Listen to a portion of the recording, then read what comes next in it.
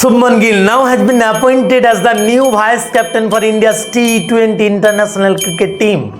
হ্যাঁ ঠিকই শুনছেন, আপকামিং যে এশিয়া কাপ যেটি ইউএইতে হতে চলেছে 2025 সালে, সেখানের ভাইস ক্যাপ্টেন হিসেবে শুভমান গিলকে বেছে নেওয়া হয়েছে। এর অর্থ কি জানেন? আগামী ভবিষ্যতে শুভমান গিল সচিন টেন্ডুলকরের জামাই হবে কিনা আমরা কেউ বলতে পারছি না, এরকম রিউমার তো প্রায় ছড়ায়।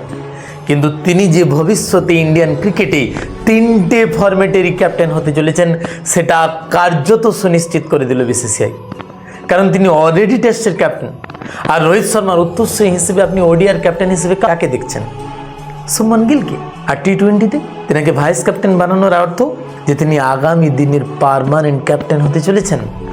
তো বিরাট কোহলি আর মহেন্দ্র সিং ধোনির মতো আমরা শুভমান গিলকেও ইন ফিউচার দেখতে পাবো যে তিনি ভারতের 3টে ফরম্যাটের ক্রিকেটেরই পার্মানেন্ট ক্যাপ্টেন হিসেবে ঘোষিত হয়েছেন। তো বন্ধুরা, আপনাদের কি মনে হয় কমেন্টে জানাবেন।